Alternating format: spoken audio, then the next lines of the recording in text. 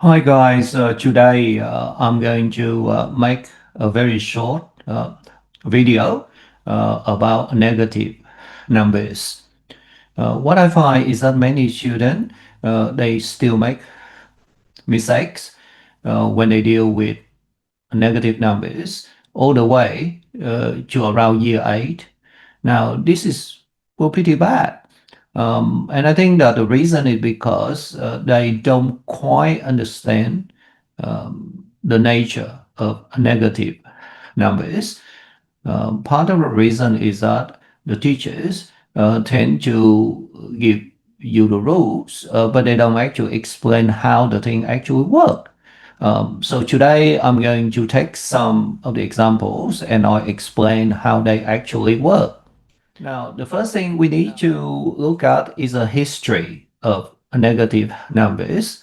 It is believed that negative numbers were invented by the Chinese well, many thousand years ago. And then later, the Indian work on them and get them to the understanding that we have today. Now, the people in Europe did not know and did not use negative numbers until around 400 years ago.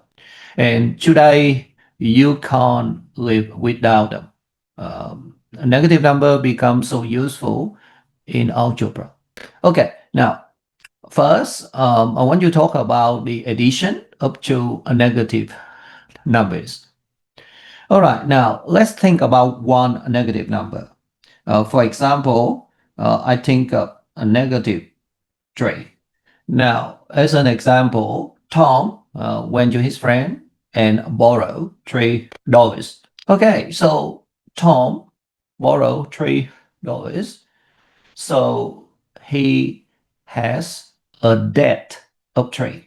Okay, now he go back to his friend and borrow another $2.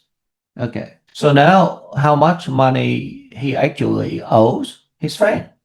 So you have a negative 3 plus with a negative 2. Now, so he borrowed 3 before. Now he borrowed 2 more. So we know that he borrowed 5. So we have a negative 5. So you say negative 3 plus with negative 2 give you negative 5. So how does it work? The way it works is that you will take the size of the number. So 3 you plus with 2, you get 5. And then that's what you do first. Then you put a bracket right around, then you put a negative sign in front. So uh, that's what it is.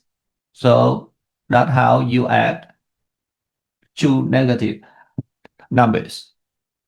Okay, the subtraction of two negative numbers. Now, how does it work? Okay, we use the same example. So we have a negative 3 and we take away a negative 2. Now, logically, what does it mean?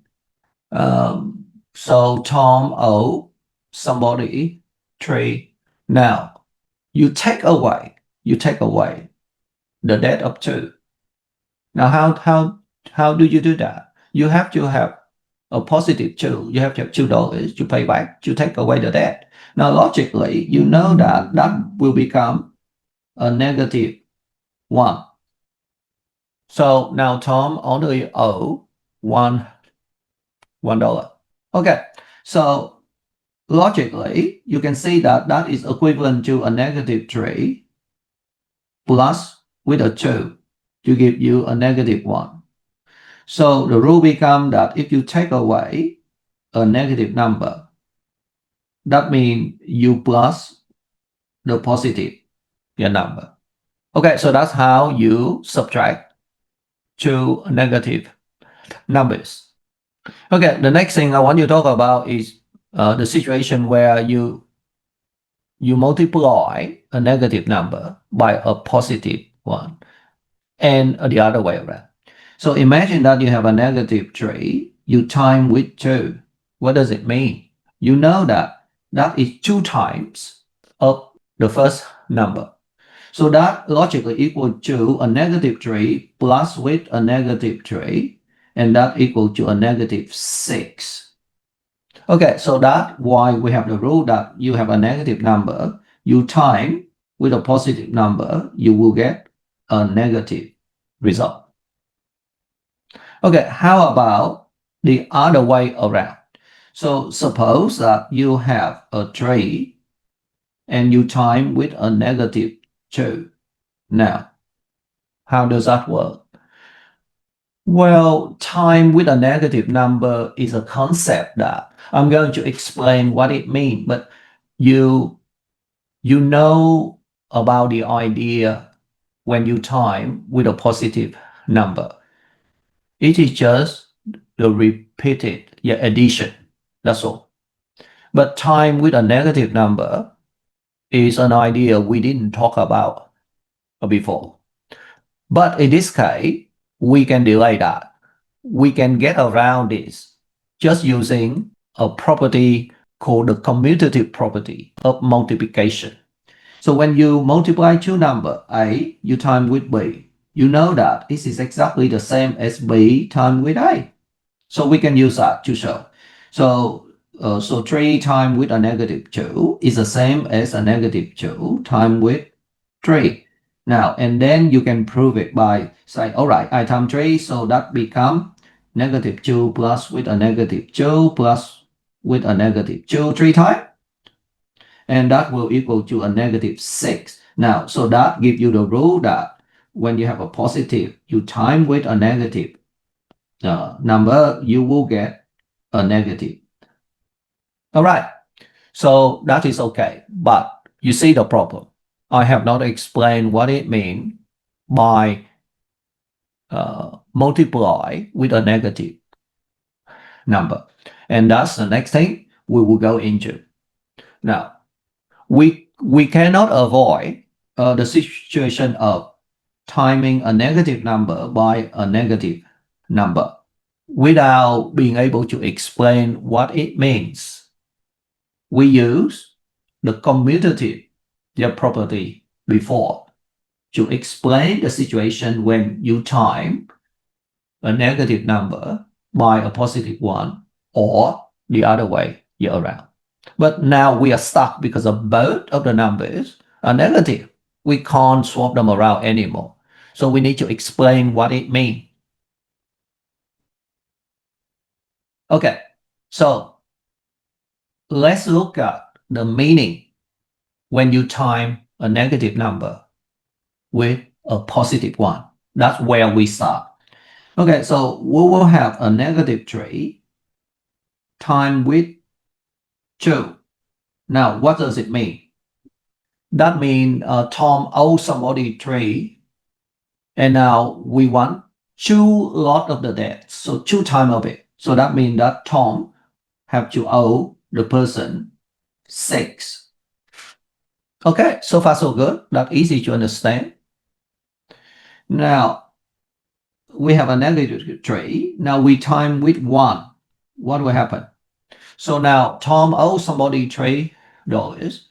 Now we want 1 lot of that. So that is a negative 3. Easy to understand, no problem. Now negative 3 times with a 0 will give you what?